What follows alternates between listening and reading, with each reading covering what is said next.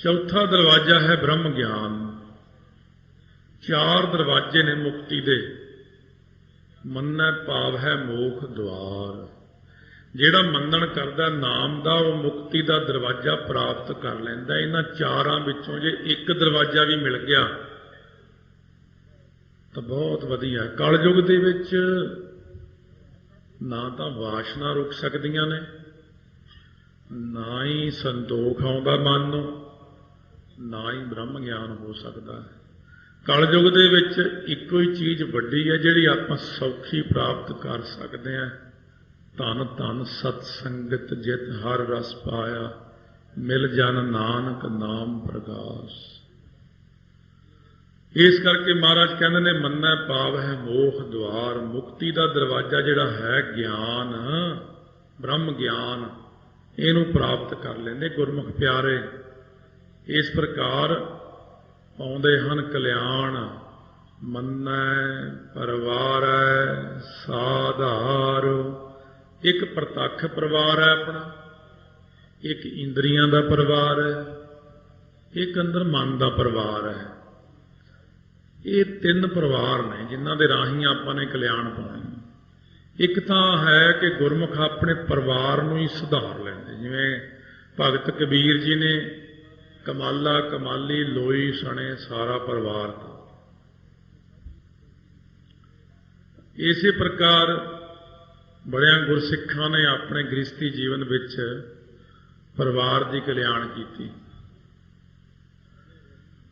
ते परिवार का कल्याण करना भी चाहिए। परिवार के मुखी के सिर ते एक सारी गल खड़ी। जे मुखी बंदा अमृत छकदा है, बाणी पढ़दा है, फिर वह कल्याण का हकदार हो जाता। पर नाल परिवार नूं भी नाल लाउणा कोशिश करो। अगे तो उन्हां दे कर्म हुंदे ने बच्चों के, रिश्तेदारां दे, थोड़ा थोड़ा करके प्रेरणा दिंदे जाओ अमृत छकण दी, बाणी पढ़न दी। फिर इसे प्रकार हौली हौली जिवें कहंदे ने, जे एक गुरसिख बच्चा घर च होवे, जिवें भाई आकुल दी पुत्री सी, मेरी साखी हफ्ता पहला आई, 10 दिन पहला। सो भाई आकुल दी पुत्री विआहण योग हो गई तो उन्हें पुरोहित नूं कहा भी कोई लभ के रिश्ता, बच्ची का रिश्ता कर दे। वो लभदा लवाउंदा कोई मिस्त्री सी, ये तरखान, कोई चंगा जा घर देखिया, उन्हें भी घर वधिया ते रिश्ता कर आंदा। भाई आकुल चौथे पातशाह का सिख, सारी जिंदगी चौथे पातशाह की सेवा की, फिर पंजवियां की की, फिर छेवें पातशाह वेले तक रहा। भाई आकल की पुत्री का जो रिश्ता हो गया, पुरोहित नूं कहंदा भी वो गुरसिख है कि नहीं जिथे रिश्ता किया। पुरोहित कहंदा ये तां नहीं मैं देखिया, मैं तो ये देखिया भी खांदा पींदा घर है, चंगे मालदार स्वामी है, लड़की सुख पावेगी। कहंदे देखिया नहीं है? कहते ना। कहते फिर तो बड़ी माड़ी गल होई, फिर तो मेरी लड़की सारी जिंदगी बाणी पढ़ती रही, उत्थे जाके की पता किहा जिहा परिवार होवे। जदों विआहण वास्ते आए, भाई साधु सी, उहदा नाम। सो इस प्रकार जिहड़ा लड़का सी, उहदे पिता का नाम सी भाई सादा। भाई सादा अपने पुत्र नूं विआहण आया जदों, ये पिंड का नाम है वड्डे घर।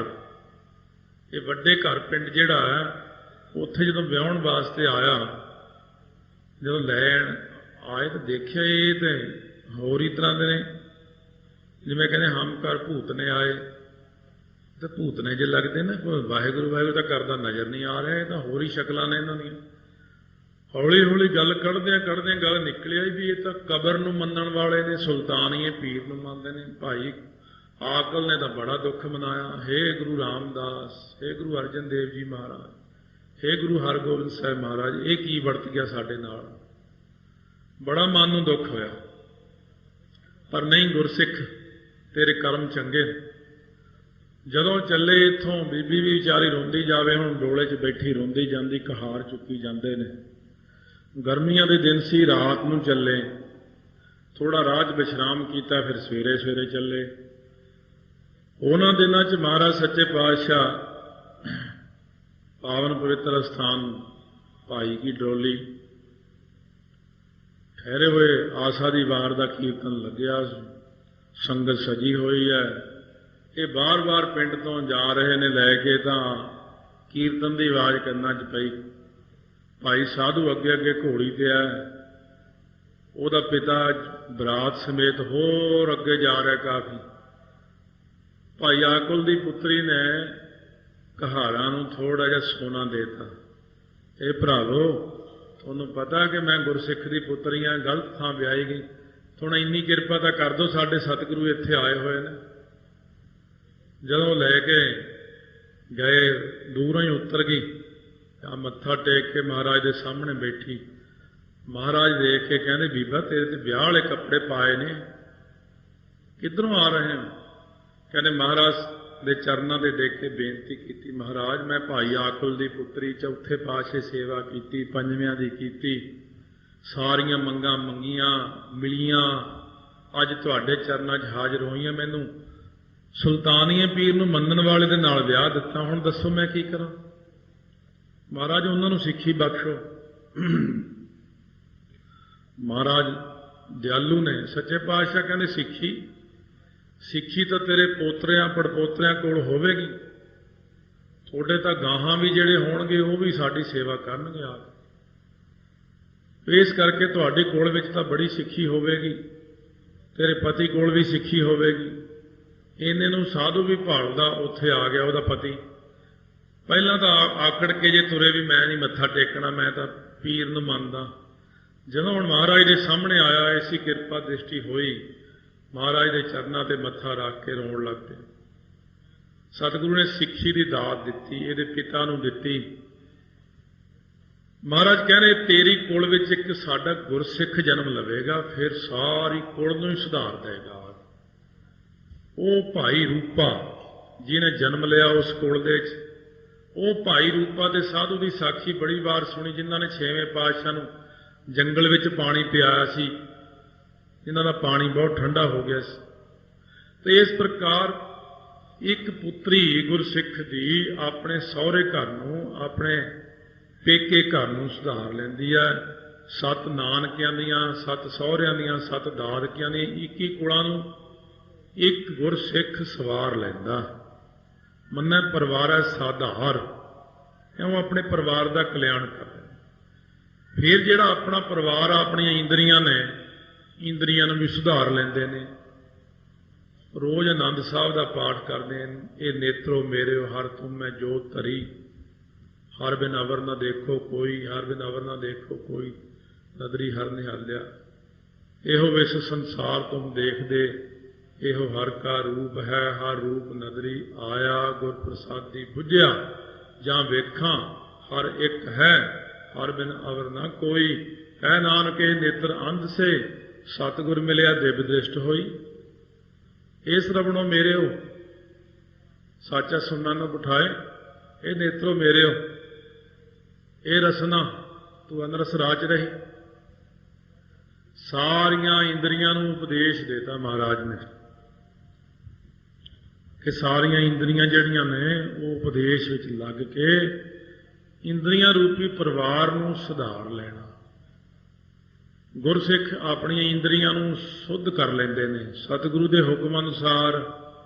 ये हुण जित लाइयां ते लगदियां ने खिंजो ताड़ा, खिंजो ताड़ा नहीं हुंदा। मन नूं रोक लेंदे ने, अखां नूं चंगे पासे ला लेंदे ने, कन्नां नूं चंगे पासे ला लेंदे ने। वेखन सुनन सुनावनो मन मह दृढ़िया साच, ऐसी अवस्था बन जाती है। अंतर गुर आराधना जिहवा जप गुर नाम, नेत्री सतगुर पेखना श्रवणी सुनना गुर नाम। सतगुर से तीरत्या दरगह पाई ठाव, ऐसी अवस्था बना लेंदे ने कि अपनी इंद्रियां रूपी परिवार नूं सुधार लेंदे ने। इंद्रियां दा साधना बहुत जरूरी है। इस प्रकार अपनी इंद्रियां ते काबू पा लेंदे ने। ये सारी ਤਾਂ ਕਿਰਪਾ ਹੁੰਦੀ क्योंकि साडे सतगुरु ने अपनी इंद्रियां ते काबू पाया होया ते अगे गुरसिख नूं भी यही कहने इंद्रियां ते काबू पा। जिहड़े अजकल दे गुरु ने वो कहने जो मर्जी खाओ मौजां करो क्योंकि वो गुरु भी है या चेले भी उहो जिहे ने। पर साडे सतगुरु तां आप अपने परिवार नूं इंद्रियां नूं खिच के रखते हैं, अपने काबू च रखते हैं तो गुरसिख नूं कहने कि इन्हां नूं काबू च रखिया कर। इस प्रकार दे नाल ये परिवार है इंद्रियां दा बाहरला। हुण आ जाओ बिल्कुल अंदर, एक मन का परिवार है अंदर। इस परिवार नूं भी सुधारना है। जद तक तिन्ने परिवार नहीं सुधरते उदों तक भगती नहीं हुंदी। ये जिहड़ा मन का परिवार है इहने मन दीयां 5 बिरतियां। जब तक ये 5 बिरतियां नहीं आप सुधारते, प्रमाण बिरती देखण वालियां चीज़ां च मन ने परचना, क्योंकि अखां जिहड़ियां ने खुलियां ने, ये जिहड़ी भी चीज़ नूं देख लैंदियां ने वो च परच जांदियां ने। इस करके अखां ज़्यादातर जां तां बंद जिहियां ही रखो अध पचदियां, जां महाराज के स्वरूप ते ध्यान करो, बहुता खब्बे सज्जे ना देखो। प्रमाण बिरती है, प्रमाण दीयां 3 किस्मां ने। या फिर कोई बाहर खड़का आ गया भी वो बाहर पत्थर कट्टण वाली मशीन चल रही है, खड़के च ध्यान च लैनी। कोई हॉर्न वज गया उथे ध्यान च लै गया। कोई भी खड़का आ जाए, कोई खुशबू आ जाए अचानक तां भी अपनी बिरती खिंड जाती। ये काहदी खुशबू है? कहते तड़का लग रहा है, कड़ाह प्रसाद बन रहा, फिर खिंड गया। इस तरह करने ना जां किते बैठे बैठे दूरों किते धुआं देख गया, एम प्रतीत होंदा कि अग लग गई। क्यों? मन की परिवार की एक बिरती दीयां 3 किस्मां ने जिहड़ियां वक्खो वक्खरे ढंग नाल खिंड जांदियां ने। प्रमाण बिरती कहने ने। हुण प्रमाण बिरती जिहड़ी प्रमाण फिर विपरजे। विपरजे बिरती मन की वो है जिहड़ी गुरु वेद शास्त्र की आग्या तो उल्ट चलना मन ने। जिवें अपना मन उल्ट चलता है, अमृत छक लै मैं नहीं छकना, बाणी पढ़ लै मैं नहीं पढ़नी, कोई काम कहो पुट्ठा ही चलता मन। पाठ नहीं करना, अच्छा चल टीवी देखना, हाँ वो ला दो फटाफट करो, लंघ ना जाए किते। ये मन की बिरती है। चाह पीनी है, हाँ चाह क्यों नहीं, बर्फी भी नाल खा लै, उत्थे ही मन जाता। जे कहो छा चाह पानी पी के फिर माड़ा करी, कहना हुण तां नींद आ रही। ये विपरजे बिरती है, पुट्ठा ही चलना। गुरबाणी वल्लों गुरु वल्लों पुट्ठे पासे नूं ही तुरे जाना, विपरजे बिरती आ गई। ये परिवार के मैंबर ये नहीं ठीक हो रहे अपने। जब ये नहीं ठीक हुंदे तां इन्हां दे करके सारा कुछ ही अपना खराब हो रहा है। इस करके निंद्रा, तीजी बिरती नींद दा आउणा, तंद्रा नींद दा आउणा, प्रतख नींद दा आउणा, अविद्या रूपी नींद दा आउणा, ये 3 तरह दी नींदां तंग करदियां आपां। फिर इहदे विच ये भी काम खराब है। महाराज कहने इहनूं भी देखो भाई, सुधारो अपने मन नूं। निंद्रा तो बाद फिर जिहड़ा आउंदा मन दे अंदर विकल्प। विकल्प इउं हुंदा भी हले एक सुखमनी साहिब का पाठ पूरा नहीं होया ते मंगां 1000, आ भी मिल जे, वो भी मिल जे, वो भी मिल जे, वो भी मिल जे, लिस्टां बनाउंदा रहना, अंदर पाठ करदा रहना कि अज मैं इत्थे बह के 2 पाठ कीते आ, अज तो बस मेरे घर जांदियां सार माया दे ढेर लग जाने चाहिए। क्यों? मैं 2 पाठ कीते अज तो मेरा फलाना काम होना चाहिए, क्यों? मैं 2 पाठ कीते। ये विकल्प है कि सेवा थोड़ी मंगन बहुता, मैल ना पावे कहे तो बहुता। ये विकल्प बिरती हो गई। हुण विकल्प अपने ठीक करो कि जथा लाभ तथा संतुष्ट विच ही ठीक है। जिन्ना तुसीं दिता बस। महाराज सच्चे पातशाह सेवा कछू ना जानो, नीच मूर्खारे असीं की जानते हैं। 2 पाठ इत्थे तां इन्नी दुनिया करदे, इन्ने पाठ करदे, इउं अपने मन नूं होड़ना। एक होंदी सिमरती। सिमरती वो होंदी वैसे चंगा भला टिकिया होया मन हुंदा अपना, जे किते पाठ करन लग जाओ फिर बीते हुए समय दीयां सारियां गल्लां याद आउण लग जांदियां ने। ਚੰਗਾ ਭਲਾ ਮਨ ਟਿਕਿਆ ਹੋਇਆ ਬਾਣੀ ਪੜ੍ਹਨ ਵੇਲੇ ਇਹ ਇੰਨੀਆਂ ਗੱਲਾਂ ਯਾਦ ਆਉਂਦੀਆਂ ਜਿਹੜੀਆਂ ਆਪਾਂ ਨੇ ਕਦੇ ਸੋਚੀਆਂ ਵੀ ਨਹੀਂ ਹੁੰਦੀਆਂ। ਉਹਨੂੰ ਕਹਿੰਦੇ ਸਿਮਰਤੀ, ਕਿਉਂਕਿ ਮਨ ਦਾ ਟਿਕਾਓ ਹੋਣਾ ਸ਼ੁਰੂ ਹੁੰਦਾ।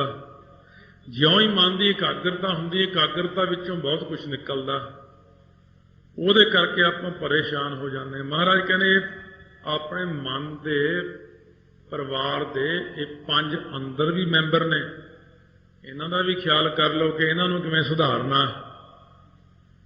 ਸੌਖਾ ਤਰੀਕਾ ਤਾਂ ਉਹੀ ਹੈ ਕਿ ਗਾਵੀਆ ਸੁਣੀਆ ਮਨ ਰੱਖੀਆ ਭਾਉ, ਸਭ ਤੋਂ ਸੌਖਾ ਤਰੀਕਾ। ਇੱਕ ਤਾਂ ਗੁਰਸਿੱਖ ਆਪਣੇ ਪ੍ਰਤੱਖ ਪਰਿਵਾਰ ਨੂੰ ਸੁਧਾਰਦਾ ਹੈ, ਆਪਣੀਆਂ ਕੁਲਾਂ ਨੂੰ ਸੁਧਾਰਦਾ ਹੈ, ਤੇ ਇੱਕ ਉਹ ਆਪਣੇ ਸਰੀਰ ਨੂੰ ਸੁਧਾਰਦਾ ਹੈ, ਇੱਕ ਉਹ ਅੰਦਰਲੇ ਪਰਿਵਾਰ ਨੂੰ ਸੁਧਾਰਦਾ ਹੈ। ਸਤ ਸੰਤੋਖ ਦਇਆ ਧਰਮ ਵਿਚਾਰ ਸ਼ੁਭ ਗੁਣਾਂ ਨੂੰ ਸੁਧਾਰਦਾ ਅੰਦਰ, ਤੇ ਔਗਣਾਂ ਨੂੰ ਬਾਹਰ ਕੱਢਦਾ। ਇਸ ਤਰ੍ਹਾਂ ਗੁਰਸਿੱਖ ਆਪ ਸ਼ੁੱਧ ਹੁੰਦਾ, ਦੂਜਿਆਂ ਨੂੰ ਸ਼ੁੱਧ ਕਰਦਾ।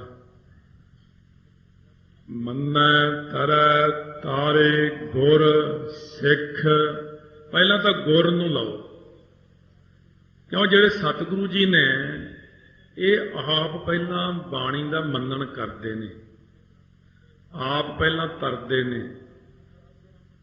ਸੋ ਇਸ ਕਰਕੇ ਭਾਰੀ ਕਰੀ ਤਪੱਸਿਆ, ਵੱਡੇ ਭਾਗ ਹਰਿ ਸਿਉ ਬਣ ਆਈ। ਭਾਈ ਗੁਰਦਾਸ ਜੀ ਗੁਰੂ ਨਾਨਕ ਦੇਵ ਜੀ ਬਾਰੇ ਲਿਖਦੇ ਨੇ, ਗੁਰੂ ਨਾਨਕ ਦੇਵ ਜੀ ਨੇ ਪਹਿਲਾਂ ਆਪ ਤਪੱਸਿਆ ਕੀਤੀ, ਫਿਰ 10ਵੇਂ ਪਾਤਸ਼ਾਹ ਕਹਿੰਦੇ ਨੇ ਇਹ ਵਿਦ ਕਰਤ ਤਪੱਸਿਆ ਭਇਓ ਦਵੈ ਤੇ ਏਕ ਰੂਪ ਹੋਏ ਗਇਓ। ਸਤਿਗੁਰੂ ਨੇ ਪਹਿਲਾਂ ਆਪ ਖੁਦ ਸੁਣਨਾ ਕੀਤਾ, ਉਹਦਾ ਮੰਨਣ ਕੀਤਾ, ਉਹਦੀ ਕਮਾਈ ਕੀਤੀ, ਫਿਰ ਆਪ ਤਰਕੇ ਜਦ ਦਵੈ ਤੇ ਏਕ ਰੂਪ ਹੋਏ ਕੋਈ ਦੀ ਅਵਸਥਾ ਚਲੇ ਗਏ ਤਾਂ ਆਪਾਂ ਨੂੰ ਤਾਰਨ ਵਾਸਤੇ ਅਵਤਾਰ ਧਾਰਿਆ। ਪਹਿਲਾਂ ਤਾਂ ਗੁਰੂ ਸਾਹਿਬ ਜੀ ਆਪ ਤਰਦੇ ਨੇ ਮੰਨਣ ਕਰਕੇ। ਵੈਸੇ ਵਾਸਤਵ ਵਿੱਚ ਤਾਂ ਸਾਰਾ ਉਹਨਾਂ ਦਾ ਦਿਖਾਵਾ ਹੀ ਹੈ, ਉਹ ਤਾਂ ਤਰੇ ਹੀ ਹੋਏ ਨੇ, ਉਹਨਾਂ ਨੂੰ ਕੁਛ ਲੋੜ ਨਹੀਂ, ਪਰ ਸਾਨੂੰ ਕਰਕੇ ਦਿਖਾਉਂਦੇ ਨੇ। ਇਸ ਕਰਕੇ ਫਿਰ ਜਿਹੜੇ ਗੁਰਸਿੱਖ ਨੇ ਮੰਨੈ ਤਰੈ ਤਾਰੇ ਗੁਰਸਿੱਖ, ਫਿਰ ਗੁਰਸਿੱਖ ਆਪ ਮੰਨਣ ਕਰਦੇ ਨੇ। ਗੁਰੂ ਦੀ ਸਿੱਖਿਆ ਨੂੰ ਸੁਣ ਕੇ ਗੁਰਾ ਇੱਕ ਦੇਹ ਬੁਝਾਈ, ਸਭਨਾ ਜੀਆਂ ਕਾ ਇੱਕ ਦਾਤਾ ਸੋ ਮੈਂ ਵਿਸਰ ਨਾ ਜਾਈ। ਗੁਰਸਿੱਖ ਆਪ ਤਰਦਾ ਤੇ ਦੂਸਰੇ ਗੁਰਸਿੱਖ ਨੂੰ ਗੁਰੂ ਦੀ ਸਿੱਖਿਆ ਸੁਣਾਉਂਦਾ ਹੈ, ਉਹਨੂੰ ਸੁਣਾ ਕੇ ਫਿਰ ਉਹ ਤਾਰੇ। ਤਰੈ ਤਾਂ ਆਪ ਇਕੱਲਾ ਤਰਦਾ, ਫਿਰ ਤਾਰੇ ਪਰਿਵਾਰ ਨੂੰ ਤੇ ਸਣੇ ਸੰਗਤ ਨੂੰ ਤੇ ਸਣੇ ਸਾਰਿਆਂ ਨੂੰ ਹੀ ਤਾਰ ਲੈਂਦਾ। ਇੱਕ ਜਾਣਾ ਬਹੁਤ ਹੁੰਦਾ, ਸਾਰਿਆਂ ਨੂੰ ਤਾਰਨ ਲਈ ਗੁਰਸਿੱਖ ਕਹਿੰਦੇ ਮਹਾਰਾਜ ਦੀ ਕਿਰਪਾ ਨਾਲ ਗੁਰਮੁਖ ਕੋਟ ਉਧਾਰ ਦਾ ਭਾਈ ਦੇ ਨਾਮ ਹੈ ਏਕ ਖਣੀ। ਜਿਵੇਂ ਭਾਈ ਬਿਧੀ ਚੰਦ ਜੀ ਮੱਝਾਂ ਵਗੈਰਾ ਪਹਿਲਾਂ ਚੋਰੀ ਕਰ ਦਿੰਦੇ, ਫਿਰ ਭਾਈ ਅਦਲੀ ਦੀ ਪ੍ਰਾਪਤੀ ਹੋਈ, ਮਿਲੇ ਅਦਲੀ ਭਾਈ, ਉਹਨਾਂ ਨੇ ਸਿੱਖਿਆ ਦਿੱਤੀ, ਉਹਨਾਂ ਨੇ ਭਾਈ ਬਿਧੀ ਚੰਦ ਨੂੰ 5ਵੇਂ ਪਾਤਸ਼ਾਹ ਕੋਲ ਲਿਆਂਦਾ, ਤਾਰਿਆ। ਸੋ ਜਦੋਂ ਗੁਜਰਾਤ ਦੇ ਦਿਓ ਨਗਰ ਵਿੱਚੋਂ ਸੰਗਤ ਆਈ ਕਿ ਮਹਾਰਾਜ ਤੁਸੀਂ ਉੱਥੇ ਚੱਲੋ, ਕਾਰ ਭੇਟਾ ਵੀ ਨਾਲ ਲੈ ਕੇ ਆਓ, ਨਾਲ ਚਰਨ ਪਾਓ। ਮਹਾਰਾਜ ਕਹਿੰਦੇ ਹੁਣ ਕੰਮ ਹੈ, ਅਸੀਂ ਆਪਣੇ ਥਾਂ ਭਾਈ ਬਿਧੀ ਚੰਦ ਨੂੰ ਭੇਜਦੇ। ਭਾਈ ਬਿਧੀ ਚੰਦ ਜੀ ਉੱਥੇ ਗਏ, ਬ੍ਰਹਮ ਗਿਆਨ ਦੇ ਸੰਯੁਕਤ, ਉੱਥੇ ਇੱਕ ਸੁੱਕਿਆ ਹੋਇਆ ਦਰਖਤ ਸੀ, ਬਾਗ 'ਚ ਉਹਦੇ ਥੱਲੇ ਬੈਠ ਗਏ। ਬਾਗ ਹਰਾ ਭਰਾ ਹੋ ਗਿਆ, ਲੋਕ ਮੰਨਣ ਲੱਗ ਪਏ। ਇਹਨਾਂ ਨੂੰ ਉੱਥੇ ਜਿਹੜਾ ਸੁੰਦਰ ਸ਼ਾਹ ਫਕੀਰ ਸੀ, ਉਹਨੂੰ ਥੋੜਾ ਜਿਹਾ ਔਖਿਆਈ ਹੋਈ ਕਿ ਇਹ ਤਾਂ ਲੋਕ ਉੱਧਰ ਜਾਣ ਲੱਗ ਪਏ, ਮੇਰੀ ਮੰਨਤਾ ਘਟ ਗਈ। ਉਹਨੇ ਭਾਈ ਬਿਧੀ ਚੰਦ ਨੂੰ ਇਹ ਦਿਖਾਉਣ ਵਾਸਤੇ ਕਿ ਮੇਰੇ ਅੰਦਰ ਬੜੀ ਅਥਾਹ ਸ਼ਕਤੀ ਹੈ, ਸ਼ੇਰ ਦੀ ਸਵਾਰੀ ਕਰਦਾ ਹੋਇਆ ਪਹੁੰਚ ਗਿਆ। ਸ਼ੇਰ ਦੇ ਉੱਤੇ ਬੈਠਾ ਗਊਆਂ ਚਾਰਦਾ। ਭਾਈ ਬਿਧੀ ਚੰਦ ਦੇ ਜਦੋਂ ਕੋਲ ਆਇਆ, ਉਹਨੇ ਸੋਚਿਆ ਭਾਈ ਬਿਧੀ ਚੰਦ ਡਰ ਕੇ ਜਾਂ ਤਾਂ ਦੌੜ ਜਾਏਗਾ ਤੇ ਜਾਂ ਮੇਰੀ ਈਨ ਮੰਨ ਲਏਗਾ। ਉਲਟ ਕੰਮ ਹੋਇਆ, ਜਦੋਂ ਆ ਕੇ ਸ਼ੇਰ ਨੇ ਭਾਈ ਬਿਧੀ ਚੰਦ ਦੇ ਚਰਨ ਚੱਟਣੇ ਸ਼ੁਰੂ ਕਰ ਦਿੱਤੇ ਤਾਂ ਸ਼ੇਰ ਪੱਥਰ ਬਣ ਗਿਆ। ਉੱਥੇ ਸੁੰਦਰ ਸਾਹ ਫਕੀਰ ਖੜਾ ਹੋ ਕੇ ਤੇ ਚਰਨਾਂ ਤੇ ਲੰਮਾ ਪੈ ਗਿਆ। ਸ਼ੇਰ ਦੇ ਕਹਿੰਦਾ ਮਹਾਰਾਜ ਸ਼ੇਰ ਦੀ ਕਲਿਆਣ ਕਰੋ। ਭਾਈ ਬਿਧੀ ਚੰਦ ਨੇ ਜਲ ਲੈ ਕੇ ਸ਼ੇਰ ਦੇ ਉੱਪਰ ਛਿੱਟਾ ਮਾਰਿਆ, ਵਾਹਿਗੁਰੂ ਕਹਿ ਕੇ ਸ਼ੇਰ ਦੀ ਜੂਨੀ ਛੁੱਟ ਗਈ, ਉਹਦੇ ਵਿੱਚੋਂ ਪ੍ਰਕਾਸ਼ ਨਿਕਲਿਆ। ਕਹਿੰਦੇ ਕੌਣ ਹੈ ਤੂੰ? ਕਹਿੰਦੇ ਮੈਂ ਬੜਾ ਪੁਰਾਣੇ ਸਮੇਂ ਦੇ ਵਿੱਚ ਸਵਰਗਾਂ ਦੇ ਵਿੱਚ ਬ੍ਰਹਸਪਤੀ ਦੀ ਬੇਅਦਬੀ ਕਰਤੀ। ਉਹ ਆਇਆ ਤੇ ਮੈਂ ਉੱਠ ਕੇ ਖੜਾ ਨਾ ਹੋਇਆ, ਮੈਂ ਗੰਧਰਵ ਸੀ। ਕਹਿੰਦੇ ਓਏ ਕਿਵੇਂ ਸ਼ੇਰ ਵਾਂਗੂ ਝਾਕਦਾ, ਜਾ ਕੇ ਸ਼ੇਰ ਦੀ ਜੂਨੀ 'ਚ ਪੈ। ਕਹਿੰਦੇ ਫਿਰ ਮੇਰਾ ਦਿਲ ਘਬਰਾ ਗਿਆ ਵੀ ਸ਼ੇਰ ਦੀ ਜੂਨੀ 'ਚ ਹੁਣ ਤੇ ਮਾੜੀ ਗੱਲ ਹੋਈ। ਕਹਿੰਦੇ ਮੈਂ ਉਹਨਾਂ ਨੂੰ ਪੁੱਛਿਆ ਸੀ ਮੈਨੂੰ ਕੌਣ ਤਾਰੇਗਾ ਫਿਰ ਮਹਾਰਾਜ, ਹੁਣ ਮੇਰੀ ਕਲਿਆਣ ਕਿਵੇਂ ਹੋਵੇਗੀ? ਤਾਂ ਬ੍ਰਹਸਪਤੀ ਨੇ ਮੈਨੂੰ ਇਹ ਕਿਹਾ ਸੀ ਜਦੋਂ ਅਕਾਲ ਪੁਰਖ 6ਵੇਂ ਰੂਪ ਵਿੱਚ ਆਉਣਗੇ ਉਹਨਾਂ ਦਾ ਇੱਕ ਸਿੱਖ ਭਾਈ ਵਿਧੀ ਚੰਦ ਆਵੇਗਾ। ਦੇਖ ਲਓ ਲੱਖਾਂ ਬਰਸ ਪਹਿਲਾਂ ਨਾਮ ਦੱਸਦਾ ਉਹਨੇ।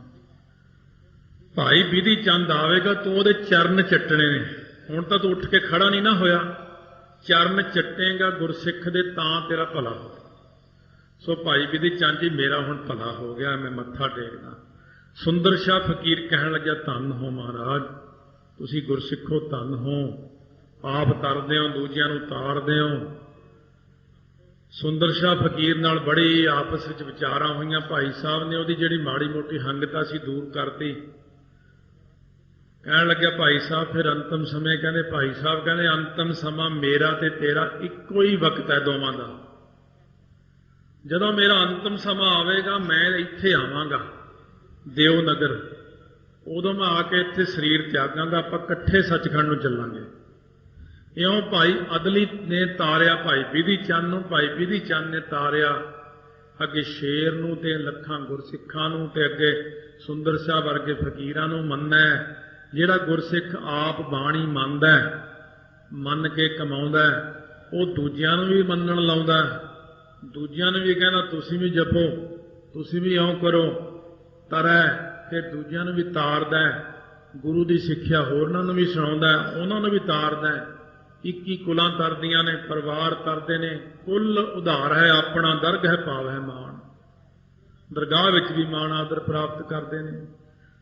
ਸੋ ਇਸ ਕਰਕੇ ਜਿਨ੍ਹਾਂ ਨੇ ਵੀ ਗੁਰੂ ਦੀ ਸਿੱਖਿਆ ਨੂੰ ਮੰਨਿਆ ਹੈ ਉਹਨਾਂ ਨੇ ਹੀ ਸੰਸਾਰ ਚੋਂ ਕਲਿਆਣ ਪ੍ਰਾਪਤ ਕੀਤੀ। ਮੰਨੈ ਨਾਨਕ ਭਵਹਿ ਨਾ ਭਿੱਖ, ਭਿੱਖ ਹੁੰਦੀ ਭਿੱਖਿਆ ਮੰਗਣੀ, ਭਵਹਿ ਤੁਰੇ ਫਿਰਨਾ। ਗੁਰਸਿੱਖ ਜਿਹੜੇ ਨਾਮ ਜਪਣ ਵਾਲੇ ਨੇ, ਕੋਈ ਵੀ ਦੁਨੀਆ 'ਚ ਨਾਮ ਜਪਦਾ ਉਹ ਥਾਂ ਥਾਂ ਭੀਖ ਨਹੀਂ ਮੰਗਦਾ ਫਿਰਦਾ ਪਹਿਲਾਂ। ਦੂਜੇ ਨੰਬਰ ਤੇ ਥਾਂ ਥਾਂ ਤੇ ਨਹੀਂ ਭਟਕਦਾ ਫਿਰਦਾ, ਕਦੇ ਉੱਥੇ ਚਲਿਆ ਗਿਆ ਉੱਥੇ ਮੱਥਾ ਟੇਕਦਾ, ਕਦੇ ਉੱਥੇ ਮੱਥਾ। ਇੱਕ ਭਿੱਖ ਹੁੰਦਾ ਭੇਖ ਧਾਰਨ ਕਰਨਾ। ਸੋ ਜਿਵੇਂ ਇਸੇ ਪ੍ਰਕਾਰ ਆਪਣੇ ਆਪ ਨੂੰ ਇੱਕ ਬਹੁਤ ਸਾਧੂ ਕਹਾਉਂਦਾ ਸੀਗਾ, ਤਾਂ ਉਹ ਰਾਏਪੁਰ ਦਾ ਸਾਧੂ ਸੀ। ਉਹ ਬਾਬਾ ਅਤਰ ਸਿੰਘ ਜੀ ਮਸਤੂਆਣਾ ਕੋਲ ਆ ਕੇ ਉਹਨੇ ਸੋਚਿਆ ਵੀ ਇਹਨਾਂ ਨੇ ਮਾਇਆ ਦਾ ਤਿਆਗ ਕਿਵੇਂ ਕੀਤਾ ਹੋਣਾ। ਬਾਬਾ ਜੀ ਦੇ ਉੱਪਰ ਇੱਕ ਬੜੀ ਸੋਹਣੀ ਲੋਈ ਸੀ, ਉਹ ਮਹਾਰਾਣੀ ਪਟਿਆਲਾ ਸੀ ਉਦੋਂ, ਉਹਨਾਂ ਨੇ ਜਾ ਕੇ ਭੇਟਾ ਕੀਤੀ, ਉਹ ਵੀ ਲਾਗੇ ਬੈਠੇ ਸੀ। ਸਾਧੂ ਦੇ ਮਨ 'ਚ ਸੰਕਲਪ ਆਇਆ ਵੀ ਨਾਮਦੇਵ ਕਰਕੇ ਸ਼ਾਇਦ ਉਹਦਾ ਨਾਮ ਸੀ। ਕਹਿੰਦਾ ਬਾਬਾ ਜੀ ਤੁਸੀਂ ਮਾਇਆ ਕਿਵੇਂ ਤਿਆਗ ਦਿੱਤੀ? ਬਾਬਾ ਜੀ ਕਹਿੰਦੇ ਕਿਉਂਕਿ ਸਾਧੂ ਨੇ ਮਨ 'ਚ ਸੰਕਲਪ ਕਰ ਲਿਆ ਵੀ ਜਿਹੜੀ ਲੋਈ ਬਾਬਾ ਜੀ ਨੂੰ ਮਿਲੀ ਆ ਨਾ, ਕਿਤੇ ਮੈਨੂੰ ਮਿਲ ਜਾਂਦੀ ਚੰਗਾ ਸੀ। ਬਾਬਾ ਜੀ ਨੇ ਉੱਪਰੋਂ ਲੋਈ ਲਾ ਕੇ ਸਾਧੂ ਨੂੰ ਦੇਤੀ, ਕਹਿੰਦੇ ਇਉਂ ਤਿਆਗ ਦਿੱਤੀ। ਨਹੀਂ ਰੱਖੋ ਰੱਖੋ, ਕਹਿੰਦੇ ਫਿਰ ਸੰਕਲਪ ਕਿਉਂ ਕੀਤਾ ਮਨ 'ਚ? ਕਹਿੰਦੇ ਜਿਵੇਂ ਲੋਈ ਤਿਆਗਤੀ ਇਉਂ ਹੀ ਅਸੀਂ ਮਾਇਆ ਤਿਆਗ ਦਿੱਤੀ। ਕਹਿੰਦੇ ਮਹਾਰਾਜ ਫਿਰ ਮੈਨੂੰ ਦੱਸੋ ਮੇਰਾ ਕਲਿਆਣ ਕਿਵੇਂ ਹੋਵੇ, ਮੈਂ ਕਿਹੜਾ ਭੇਖ ਧਾਰਨ ਕਰਾਂ? ਬਾਬਾ ਜੀ ਕਹਿਣ ਲੱਗੇ ਭਾਈ ਭੇਖ ਕੋਈ ਧਾਰਨ ਕਰਨ ਦੀ ਲੋੜ ਨਹੀਂ ਪੈਂਦੀ ਬੰਦੇ ਨੂੰ।